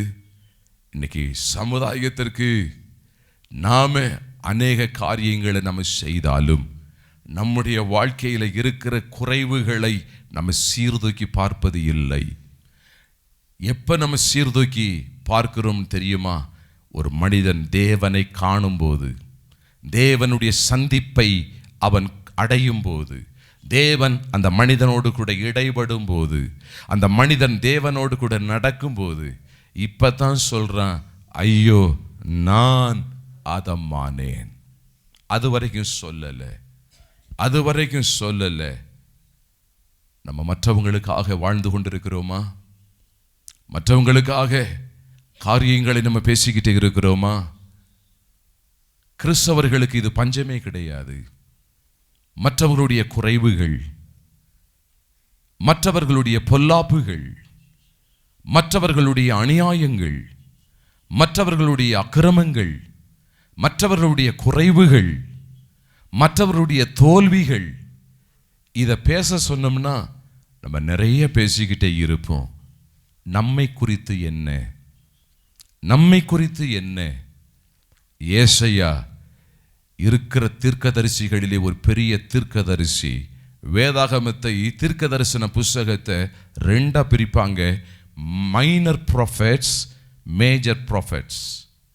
இந்த மேஜர் ப்ராஃபெட்ஸ்ல பெரிய தீர்க்கதரிசிகளின் வரிசையில் வரக்கூடியவன் ஏசாயா. பெரிய தீர்க்கதரிசி தன்னை மறந்து போனான். ஒரு மனுஷன் உலகம் முழுவதும் ஆதாயப்படுத்தினாலும் தன் ஜீவனை நஷ்டப்படுத்தினால் அவனுக்கு என்ன லாபம்? உலகத்தையே ஆதாயப்படுத்தலாம், ஒன்னு ஆதாயப்படுத்தலையே, உன் குடும்பத்தை ஆதாயப்படுத்தலையே, பிள்ளைகளை ஆதாயப்படுத்தலையே, உலகத்தை ஆதாயப்படுத்தி என்ன செய்ய போகிறோம்? முதல்ல ஆதாயப்படுத்த வேண்டிய வட்டம் எது அப்படின்னா, முதல்ல நம்மை தான் ஆதாயப்படுத்தணும். 5 அதிகாரங்களை எழுதினாலும் சரி, 6வது அதிகாரத்தில் தான் தேவன் ஏசாயா தீர்க்கதரிசியினுடைய கண்களை தேவன் திறக்கிறார். 6வது அதிகாரத்தில் தான் தேவன் அவனுக்கு தரிசனமாகுகிறார். எப்படி தரிசனமாகிறார்? சேனைகளின் தேவனாகிய கர்த்தர் ராஜாவை என் கண்கள் கண்டது. அல்லேலூயா. கண்ட உடனே அவன் சொல்லுகிற ஒரு காரியம், ஐயோ நான் அதமானேன், நான் உடைக்கப்படுகிறேன், நான் பிற்கப்படுகிறேன், நான் பிளக்கப்படுகிறேன். இதுவரைக்கும் மற்றவர்களை பிளந்து கொண்டிருந்த நான், இதுவரைக்கும் மற்றவர்களை உடைத்துக் கொண்டிருந்த நான், இப்பொழுது நான் உடைக்கப்படுகிறேன், நான் பிளக்கப்படுகிறேன். எப்பொழுது? தேவனுடைய சந்திப்பு எனக்கு வரும்போது. இப்பதான் 6வது அதிகாரத்தில் இருந்துதான் ஏசாயாவே மாறுறாருங்க. ஏசாயாவே மாறுகிறார். வாழ்க்கை மாறுகிறது, ஊழியம் மாறுகிறது, வார்த்தை மாறுகிறது, பார்வை மாறுகிறது, கேட்கிற விதங்கள் மாறுகிறது. தேவ சபையே, இன்றைக்கு நம்முடைய வாழ்க்கையில் ஒரு பெரிய மாற்றம் சபையில் வரணும்னா எப்ப மாற்றம் வரும்னா, ஒவ்வொரு தனி மனிதனும் ராஜாவை காணணும். இங்க எதுக்காக நம்ம வர்றோம் சபைக்கு? பொழுதுபோக்குக்காக சபைக்கு வருகிறோம்? எதற்காக ஆலயத்துக்கு வருகிறோம்?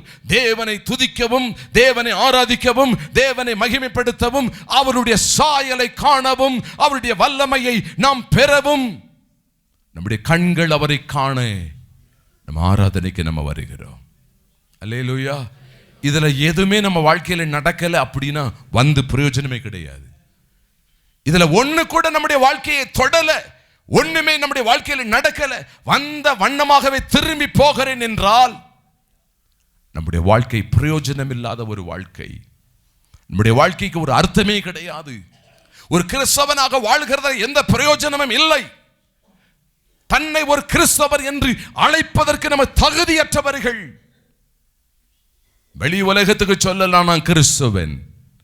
தேவனுடைய பார்வையிலே கிறிஸ்துவை உடையவன் அல்ல. யார் கிறிஸ்துவை உடையவன்? தேவனோடு கூட இருக்கிற சந்திப்பு அந்த மனிதனை மாற்றுகிறது. கிறிஸ்து அவனுக்கு சொந்தமாக மாறுகிறார். அவன்தான் கிறிஸ்தவன். அல்லேலூயா.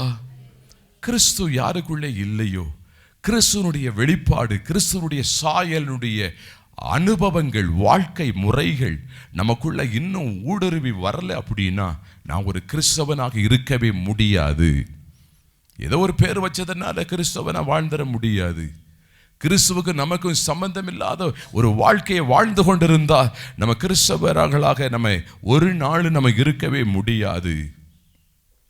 அவன் ராஜாவை கண்டபோது, கர்த்தரை கண்டபோது சொல்லுகிறான், ஐயோ நான் அதமானேன், என் கண்கள் ராஜாவை கண்டது என்று சொல்லுகிற வரைக்கும் ஏசாயாவுடைய வாழ்க்கை அப்படியே தான் இருந்தது. தேவனை தரிசிக்கிற வரைக்கும், அந்த தரிசனத்தை காண்கிற வரைக்கும், தேவனுடைய சத்தத்தை கேட்கிற வரைக்கும் ஏசாயா தீர்க்கதரிசியினுடைய வாழ்க்கையிலே மாற்றம் இல்லை. எல்லாம் நடந்துகிட்டு தான் இருந்தது, ஊழியெல்லாம் நடந்தது, தீர்க்க தரிசனம் நடந்து கொண்டே இருந்தது. தேசங்களுக்கு தீர்க்க தரிசனம், மற்றவர்களுக்கு தீர்க்க தரிசனம் எல்லாம் நடக்கு. ஆனால் தான் சொந்த வாழ்க்கையிலே மங்கி எரிகிற ஒரு அனுபவம், உயிரில்லாத ஒரு அனுபவம், தன்னை சோதித்து பார்க்காத ஒரு அனுபவம், மற்றவர்களுக்காகவே பேசுகிற ஒரு மனிதனாக இருந்தான். தன்னை குறித்து தனக்கு பேசுகிற மனிதனாக அவன் மாறவில்லை. ஆனால் தேவனாகிய கர்த்தரை எப்போது அவன் கண்டானோ அப்பொழுதே அவன் பேச ஆரம்பித்து விட்டான். நான் அதமாய் போனேன், நான் அதமாய் போனேன். இப்பதான் கர்த்தர் என் கண்களை திறக்கிறார். இந்த தரிசனத்தை காண்கிற வேளையிலே தேசத்தில் ஒரு காரியம் நடந்தது. என்ன காரியம் நடந்தது என்றால், வசனத்திலே அந்த தரிசனத்தை அவன் எழுதும்போது 6ஆம் அதிகாரம் 1வது வசனத்தை வாசிக்கும் போது, உசியா ராஜா மரணம் அடைந்த வருஷத்தில் ஆண்டவர் உயரமும் உன்னதமுமான சிங்காசனத்தின் மேல் வீற்றிருக்க கண்டேன், அவருடைய வஸ்திர தொங்கலால் தேவாலயம் நிறைந்திருந்தது. இப்போ தரிசனம் எந்த காலகட்டங்களிலே கிடைக்கிறது? எந்த தரிசனத்தை பார்த்து ஏசாயாவினுடைய வாழ்க்கை மாறுகிறது? உசியா ராஜா மரணம் அடைந்த ஒரு வருஷம். அந்த வருஷத்துல தான் தேவனாகிய கர்த்தர் ஏசாயாவுக்கு தரிசனத்தை காட்டுகிறார். ஒரு ராஜா உலகத்திலே விழுந்து போகிறான், ஒரு ராஜா உலகத்தில் மறைந்து போகிறான், இன்னொரு ராஜா எழுந்திருக்கிறார். இன்னொரு ராஜா, பரலோகத்தின் ராஜா, உலகத்திற்கும் தீர்க்கதரிசிகளுக்கு தன்னை வெளிப்படுத்துகிற தேவனாக காணப்படுகிறார். கர்த்தருடைய நாமத்திற்கு மகிமை உண்டாவதாக. ஸ்தோத்திரம். அவன் தேவனுக்காக வாழ்ந்து கொண்டிருந்தது உண்மைதான், அவன் தேவனுக்காக உழைத்தது உண்மைதான். இதுவரைக்கும் அவன் பார்க்க வேண்டியதை பார்க்கவில்லை, காண வேண்டியவரை அவன் காணவில்லை. அவனுக்குள்ளே உண்டாக வேண்டிய ஜீவனை அவன் இன்னமும் பெற்றுக்கொள்ளாதவனாக அவன் செயல்பட்டு கொண்டே அவன் இருந்தான். இப்ப உசியா ராஜா அந்த நாட்களிலே அரசாட்சி செய்து கொண்டிருக்கிறார். அந்த காலத்தில் தான் இவர் தீர்க்கதரிசியாக இருக்கிறாரு.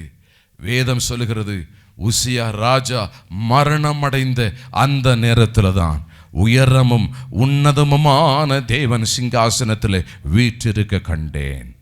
இந்த உசியா ராஜாவை குறித்து நம்ம வாசிக்கணும்னா 2 நாளாகமம் 26வது அதிகாரத்தில் நீங்க வீட்டில் போய் நீங்க வாசிங்க. இந்த ராஜா எப்படிப்பட்டவன்? தேவனுக்கு பயந்த ஒரு ராஜா. அவனுடைய காலத்திலே தேவனை தேடின ஒரு தேவனுடைய மனுஷனாக காணப்பட்டான். அவன் தேவனை தேடுகிற காலங்கள் வரைக்கும் இந்த ராஜாவினுடைய வாழ்க்கையிலே ஒரு செழிப்பு இருந்தது. இதெல்லாம் வீட்டில் போய் நீங்க வாசி பாருங்க. இதெல்லாம் எதை குறிக்கிறது? எந்த மனுஷன் தேவனை தேடினாலும் சரி, அந்த மனிதனை கர்த்தர் ஆசீர்வதிக்க ஆரம்பிக்கிறாரு. கர்த்தர் ஆசீர்வதிக்க ஆரம்பிக்கிறாரு. தேவனை தேடுகிறது என்றால் என்ன?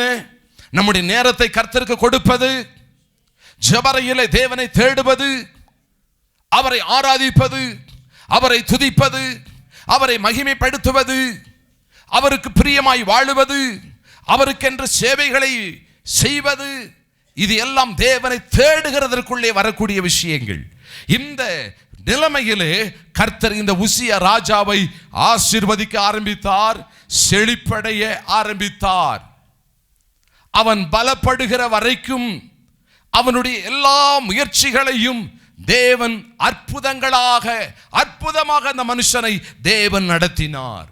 வேதம் சொல்லுகிறது, அவன் பலப்பட்ட போது தனக்கு கேடு உண்டாகும் மட்டும் அவனுடைய மனம் மேட்டிமையாயிற்று. இதுவரைக்கும் நல்லா தான் இருந்தான் பாருங்க.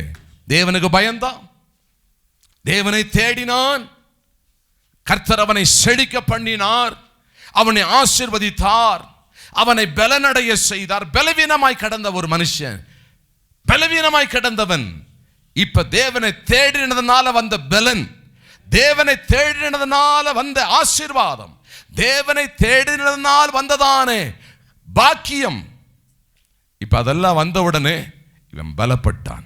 மற்ற ராஜாக்கமார்கள் எல்லாம் பார்க்கிறார்கள், இவன் பலப்பட்டவனாக இருக்கிறான், இவனை பார்த்து பயப்படுகிறான் மற்ற ராஜாக்கமார்கள். ஆனால் இப்ப என்ன நடக்க அப்படின்னா, எந்த தேவன் இவனை பலனடைய செய்தாரோ, எந்த தேவன் இவனை செழிப்படைய செய்தாரோ, எந்த தேவன் இவனை ஆசீர்வதித்தாரோ, அந்த தேவனுக்கு முன்பதாகவே இப்பொழுது தன்னுடைய முயற்சியினால் தன்னுடைய பலத்தினால தான் இவைகளெல்லாம் வந்தது என்று சொல்லி மனதிலே ஒரு மேட்டிமை அவனுக்குள்ளே வருகிறது, மனதிலே ஒரு பெருமை வருகிறது. பெருமைக்கு குறைச்சல் இல்லை பாருங்க, பெருமைக்கு குறைச்சலே கிடையாது. ஒரு காலத்தில் ஒண்ணுமே இல்லாம இருந்தான், ஒரு காலத்தில் கேட்பாரற்று கிடந்தான், பலவீனனாக இருந்தான்.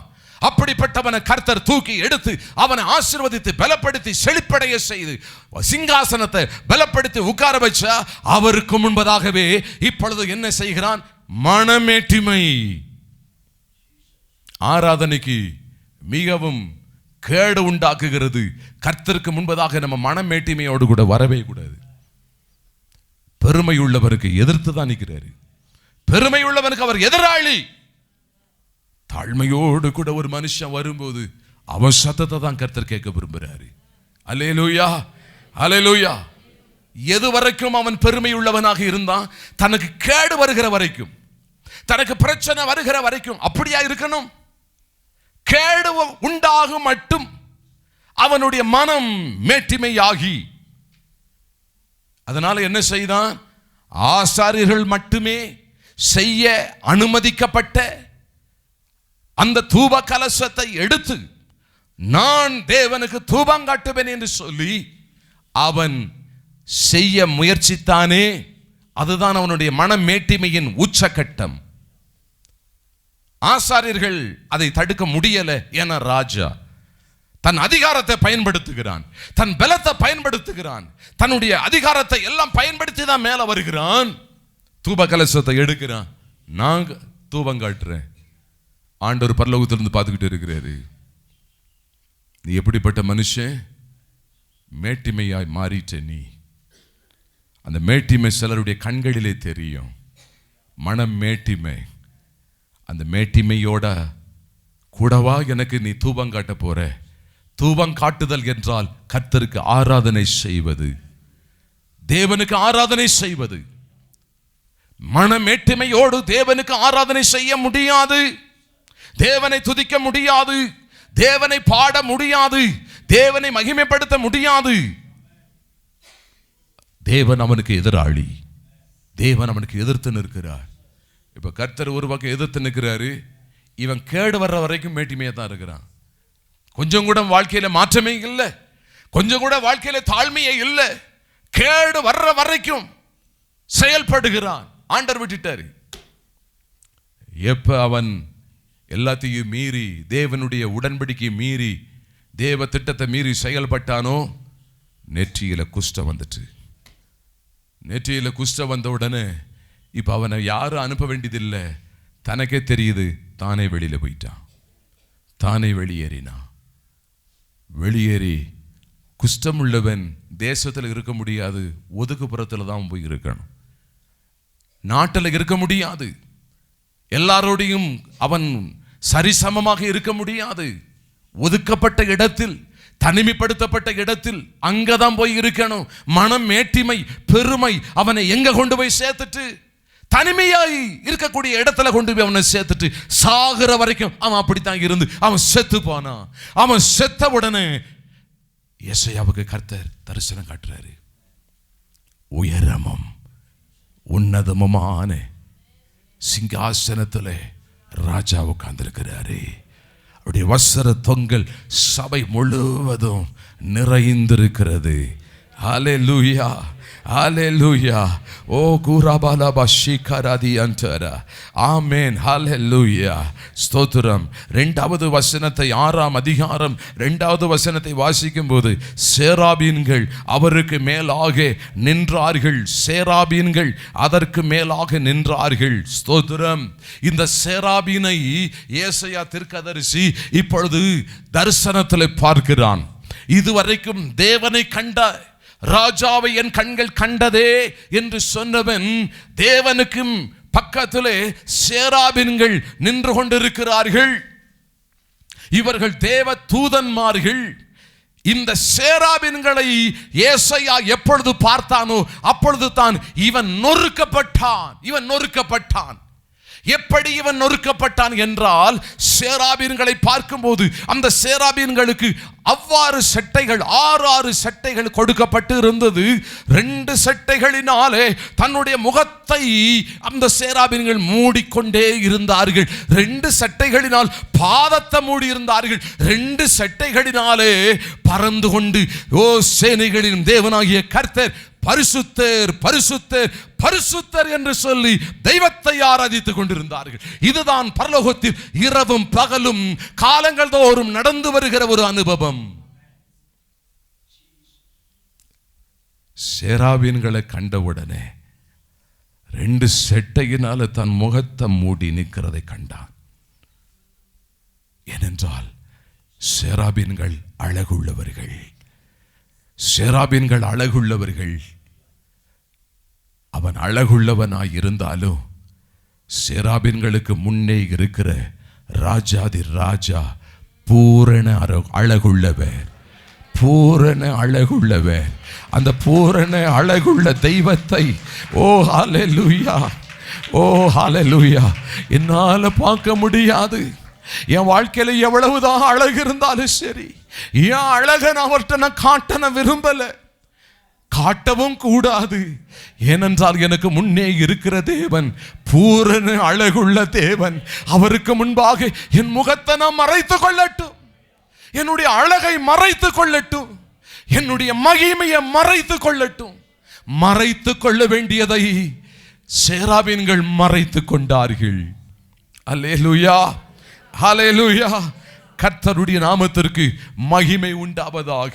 6 சட்டைகளிலே 4 சட்டைகள் தன்னை மறைத்துக் கொள்வதற்காகவே சேராபீன்களுடைய வாழ்க்கையிலே 4 சட்டைகள் பயன்பாட்டுக்குள்ளே இருந்தது. தன்னை மறைப்பதற்கு 2 சட்டை மட்டும்தான் தேவனை துதிப்பதற்கு, தேவனை மகிமைப்படுத்துவதற்கு 2 சட்டையை பயன்படுத்தி 4 சட்டைகளை பெரும்பான்மையான நம்முடைய வாழ்க்கையில் காரியங்களை மறைத்துக் கொள்வதற்கு சேராபீன்கள் சட்டைகளினாலே தங்களை மறைத்துக் கொண்டார்கள்.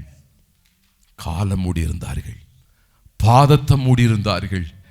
என் பாதம் தேவனுக்கு முன்பாக தெரியக்கூடாது, என் மேன்மை கர்த்தருக்கு முன்பாக தெரியக்கூடாது. ஏனென்றால் எங்களிலேயும் மேன்மை உள்ளவர் சிங்காசனத்தில் வீற்றிருக்கிறார், எங்களிலேயும் மகிமை உள்ளவர் சிங்காசனத்தில் வீற்றிருக்கிறார். அவரே ராஜாதி ராஜா.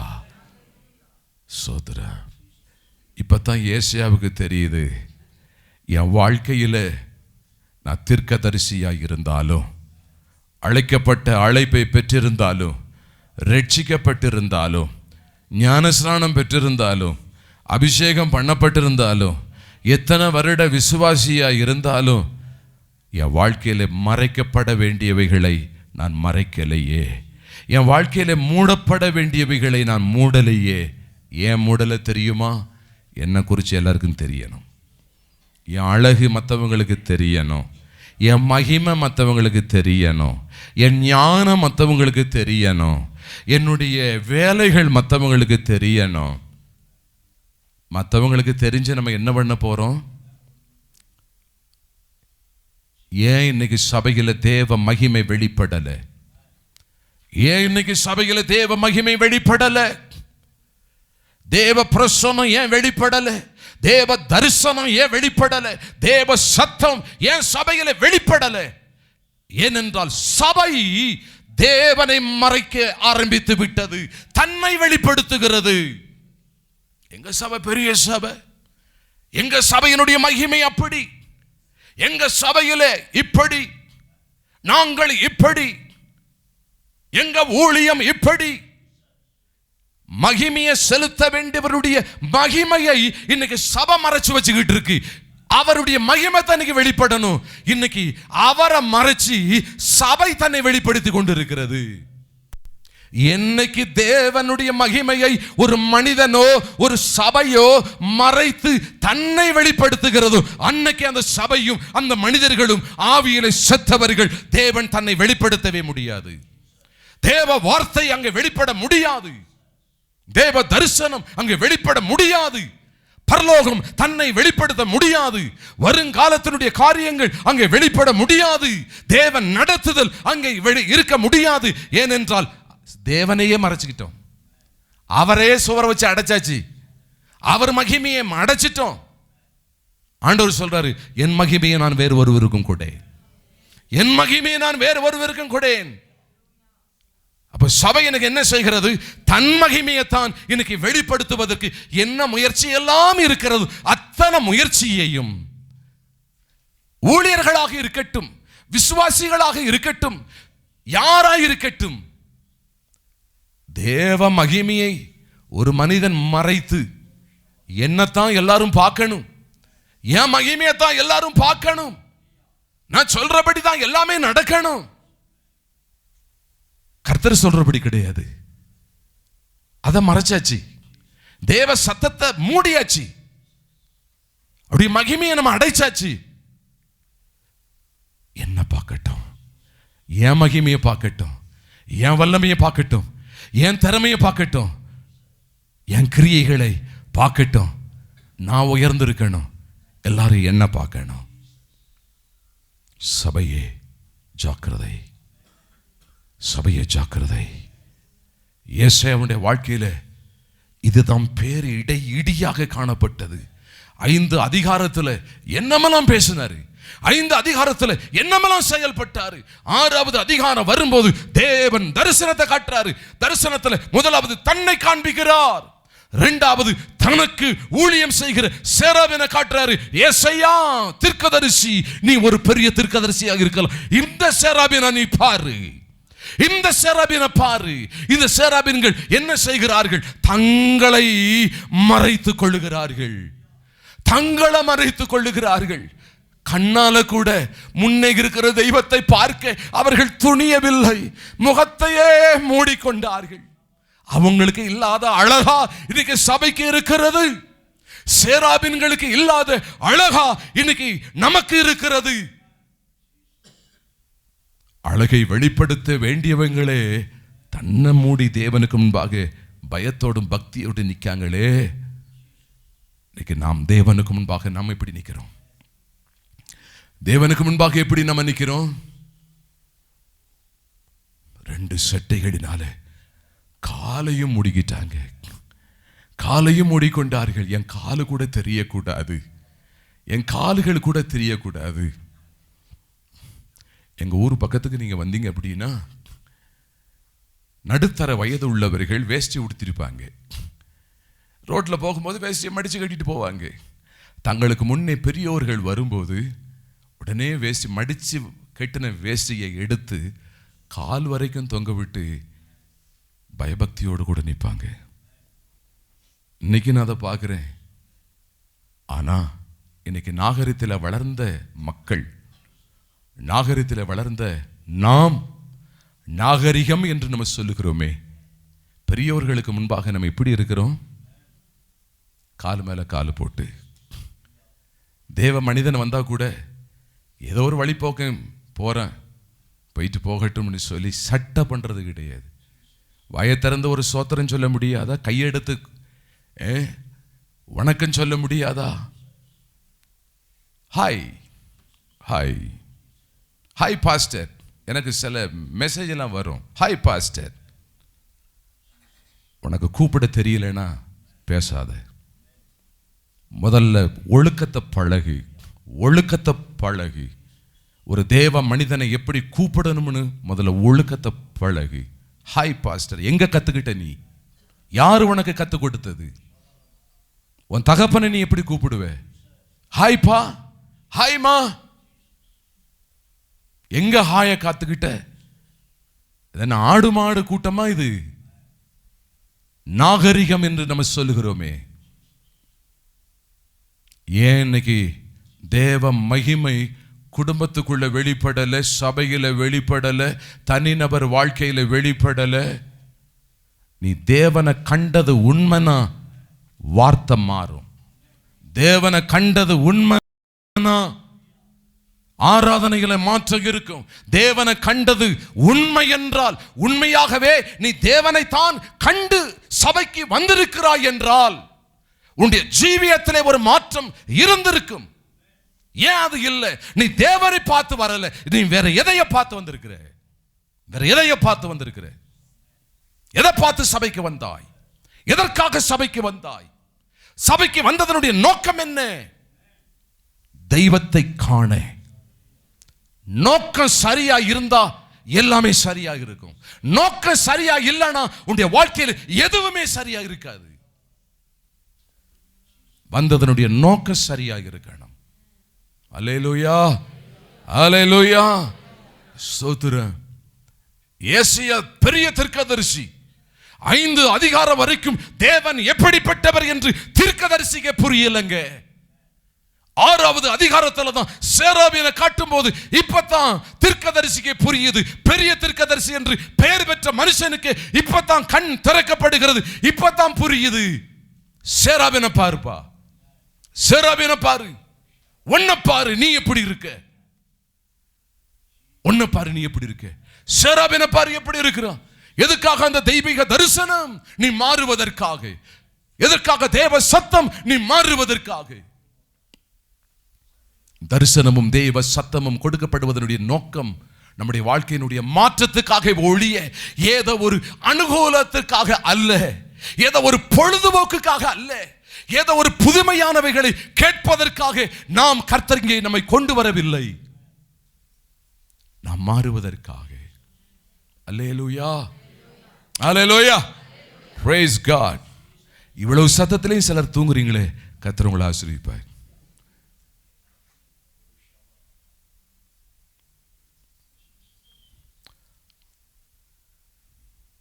தன் முகத்தை மறைத்த சேராபீன், தன் அழகை மறைத்த சேராபீன், தன் திறமைகளை மறைத்து நின்ற சேராபீன், தன் மகிமையை நிறைய மறைத்து நின்ற சேராபீன்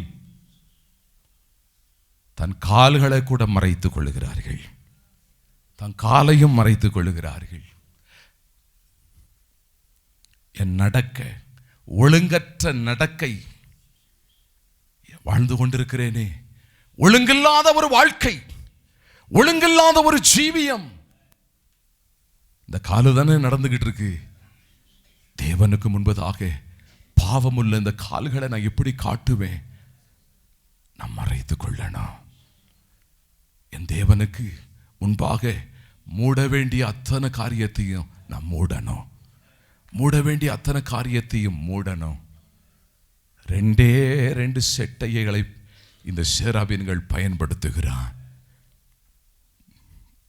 மூடுவதற்கு 4 செட்டைகள், தன்னை மறைத்துக் கொள்வதற்கு 4 செட்டைகள், தேவனை துதிப்பதற்கு 2. வாழ்க்கையின் பெரும் பகுதி தேவனுக்கு முன்பதாக தன்னை தாழ்த்துவதற்கு, தன் மகிமையை மூடிக்கொள்வதற்கு பெரும் பகுதியை சேராபீன் எடுத்துக்கொண்டான். தேவனை துதிப்பதற்கு இந்த 2 இருந்தா போதும். எல்லாம் மூடப்பட்டிருந்தும் மறைக்கப்பட்டிருந்தாலும் தேவனுக்கு இந்த 2 செட்டைகள் பயன்படும். சேனைகளின் தேவனாகிய கர்த்தர் பரிசுத்தர். அல்லேலூயா. நான் நேரம் இருந்தோம்னா இன்னும் கொஞ்சம் நான் சொல்லுவேன். நேரம் இல்லாததுனால நான் சீக்கிரமாக நான் முடிக்கிறேன். நான் ஸ்தோத்திரம். சேராபீனை குறித்து தனி செய்தியே நம்ம பேசணும்னா ஏசாயா உடைக்கப்பட்டதை போல நம்ம உடைஞ்சு தான் நம்ம நிற்போம். சபை உடைஞ்சு நிற்கும். சபையில் ஒரு மாற்றங்கள் வரும், குடும்பத்தில் ஒரு மாற்றங்கள் வரும், தனிநபருடைய வாழ்க்கையில் ஒரு மாற்றம் வரும். சேராபீன்களுக்குள்ளே செய்தி, அதைத்தான் ஆண்டவர் ஏசியாவுக்கு தரிசனத்தில் காட்டினார். சேராபீனை பாரு. இதை பார்த்த உடனே இந்த மனிதன் சொல்லுகிறான், ஐயோ, நான் அசுத்த உதடுகள் உள்ள ஒரு மனுஷன், அசுத்த உதடுகள் உள்ள ஒரு மனுஷன், நான் என்ன பேசட்டும்? தான் அசுத்த உதடுகள் உள்ள மனிதன் என்று 5 அதிகாரத்தில் தெரியல ஐயா.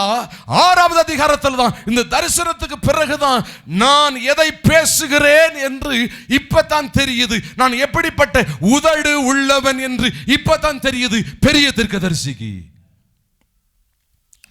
இதுவரைக்கும் தெரியல. 5 அதிகாரங்களை வீட்டில் போய் வாசித்து பாருங்க. ஏசாயாவுடைய உதடுகள் என்னமெல்லாம் பேசினது, என்னமெல்லாம் பேசினது. இப்பதான் தான் உதட்ட குறிச்சு இப்பதான் தெரியுது. ரட்சிப்பை பெற்ற ஜனமே, எதனாலும் பேசலாம் நினைக்க கூடாது.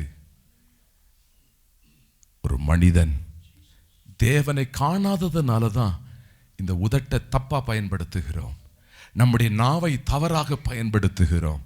ஏன்னா தேவனை கண்டிருந்தா இந்த நாவை, இந்த உதடுகளை நம்ம தவறாக பயன்படுத்தி இருக்க மாட்டோம், கண்டதையும் பேசியிருக்க மாட்டோம், மற்றவர்களுக்கு விரோதமாக பேசியிருக்க மாட்டோம், ஊழியர்களுக்கு விரோதமாக பேசியிருக்க மாட்டோம்.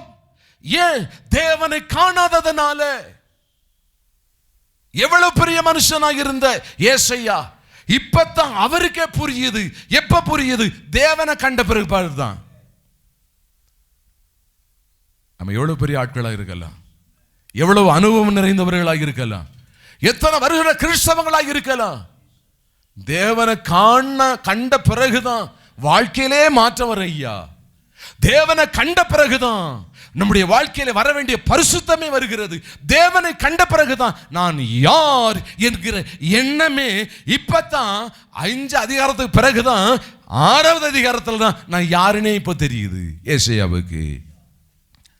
நான் எதை இதுவரைக்கும் பேசியிருக்கிறேன், நான் எதை பேசணும், நான் எதை பேசாததுனால என் வீட்டில் ஆசீர்வாதம் இல்லை, எதை பேசியிருந்தா ஆசீர்வாதம் வந்திருக்கும், எதை பேசியிருந்தா என் வாழ்க்கை கர்த்தருக்கு மகிமையாக இருந்திருக்கும். இப்பதான் தெரிஞ்சுக்கிறாரு. அதை தெரிஞ்சதுனால சொல்றாரு, நான் அசுத்த உதடுள்ள மனுஷன்.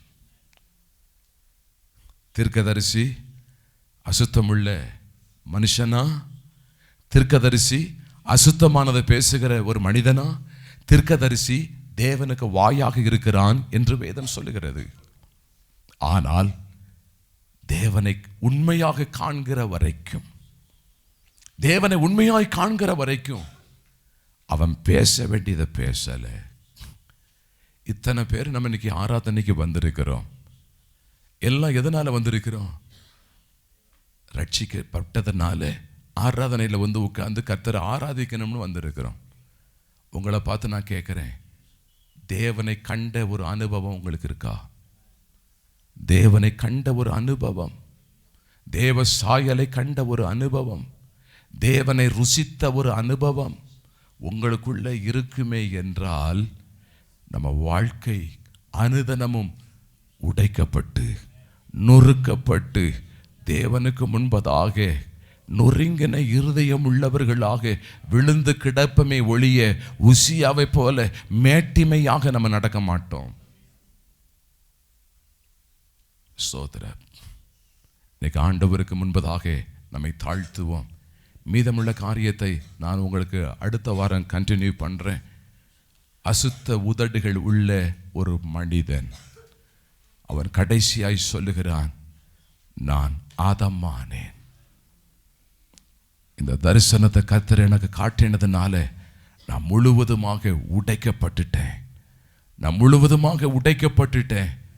ஆண்டவர் என்னிலே என்ன கிரியை செய்யணுமோ அதை செய்யத்தான் தரிசனத்தை எனக்கு முன்பே வைத்திருக்கிறார். அதுக்கு பிற்பாடு 7ஆம் அதிகாரத்தில் இருந்து ஏசாயாவினுடைய தீர்க்கதரிசிகள் தரிசனத்தினுடைய வாழ்க்கையில் எழுதுகிற எழுத்துகளில் பேசுகிற காரியங்களில், நடக்கிற அனுபவங்களில் ஒரு பெரிய வித்தியாசம், ஒரு பெரிய வித்தியாசம். 6ஆம் அதிகாரம் ஏசாயாவினுடைய வாழ்க்கையிற்கு முந்தின அனுபவம், 6வது அதிகாரத்திற்கு பிறகு பிந்தின அனுபவம். 6ஆம் அதிகாரம் வாழ்க்கையை மாற்றுகிற ஒரு அனுபவம். இதுதான் இன்னைக்கு சபைக்கு தேவை. ஆண்டவரே, எங்களை மாற்றும். நான் அவரை கண்டபோது யாரெல்லாம் கர்த்தரை கண்டார்களோ, மகிமையை கண்டார்களோ, அவருடைய வார்த்தையின் வல்லமையை கண்டார்களோ, தேவ தரிசனத்தை கண்டார்களோ, தேவ சத்தத்தை கேட்டார்களோ, அவர்கள் முன்போல் இருந்ததே இல்லை. When I saw him, I fell at his feet like a dead man. But he placed his right hand on me and said, do not be afraid. I am the first and the last. நான் முந்தினவரும் பிந்தினவருமாய் இருக்கிறேன். தன் கரத்தை அவன் மேல வைக்கிறார். பயப்படாத. முந்தின அனுபவங்கள் மோசமாக இருந்திருக்கலாம், முந்தின அனுபவங்கள் உனக்கு தோல்வியாக இருந்திருக்கலாம். நீ வெக்கப்படாத.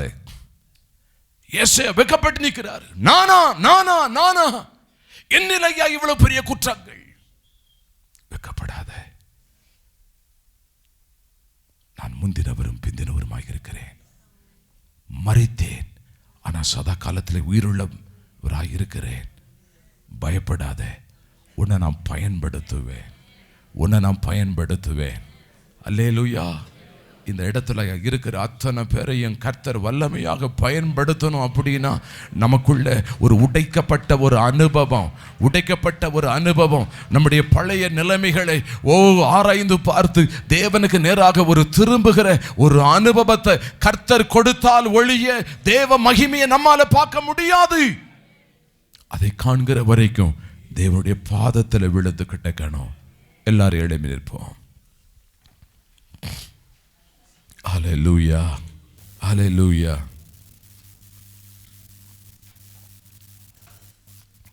Hallelujah. கரங்களை உயர்த்தி ஆண்டவருக்கு ஒப்பு கொடுங்க. நிறைய காரியத்தை குறித்து கர்த்தர் இன்றைக்கு நம்மோடு கூட பேசி இருக்கிறார். ஒருவேளை எல்லாமே உங்களுக்கு பிரயோஜனம் இல்லாமல் இருக்கலாம். முழு செய்தியிலையும் ஏதோ ஒரு வார்த்தை உங்கள் இருதயத்தை தொட்டிருக்கலாம். எந்த காரியம் உங்களுடைய இருதயத்தை தொட்டிருக்கிறதோ அதற்கு உங்களை ஒப்பு கொடுங்கள்.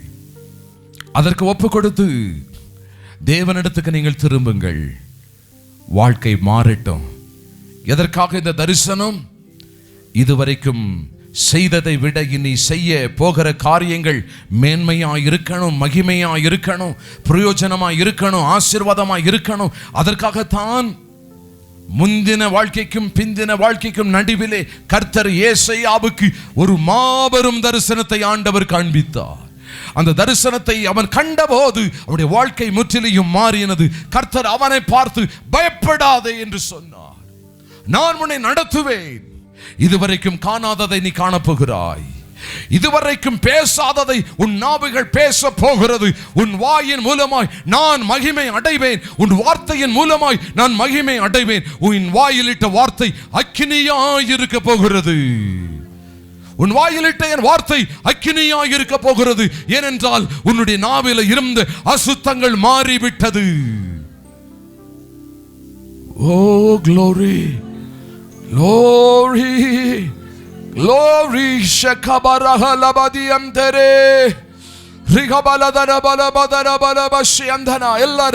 எல்லாரும் சத்தத்தை உயர்த்தி ஒப்புக்கொடுங்கள். சபையே ஒப்புக்கொடுங்கள். ஹalleluya. ஒரு நேர போக்குக்காக ஆலயத்துக்கு வரல, ஒரு பொழுதுபோக்கு இடம் இல்லை. இது தேவன் பேசுகிற இடம், தேவன் உலாவுகிற இடம். இது தேவனுடைய குத்து விளக்கு என்கிற ஒரு சபை. இது பரிசுத்தம் உள்ளது.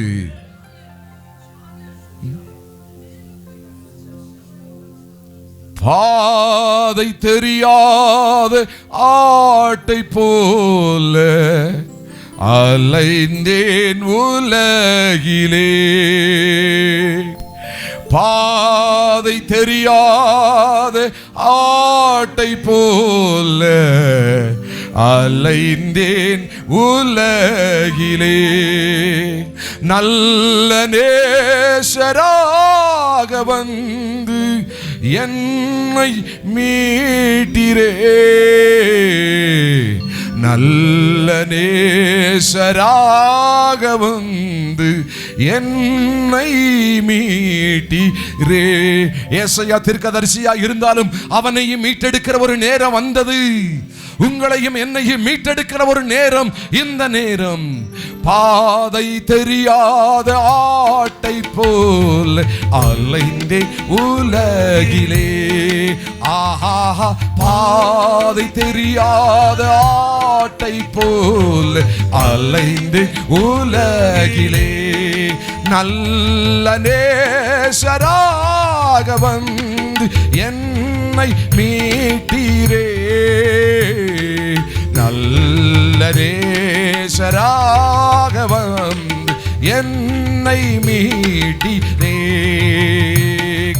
கலங்கினே நீர் என்னை கண்டீர், பதறினேன் நீர் என்னை பார்த்தீர், கலங்கினேன் நீர் என்னை கண்டீர், பதறினேன் நீர் என்னை பார்த்தீர், கல்வாரியின் அண்டை வந்தேன், என் பாவம் தீர நான் அழுதேன், கல்வாரியின் அண்டை வந்தேன், என் பாவம் தீர நான் அழுதேன், பாதை தெரியாத ஆட்டை போல அலைந்தேன் உலகிலே, ஆஹா, பாதை தெரியாத ஆட்டை போல அலைந்தேன் உலகிலே,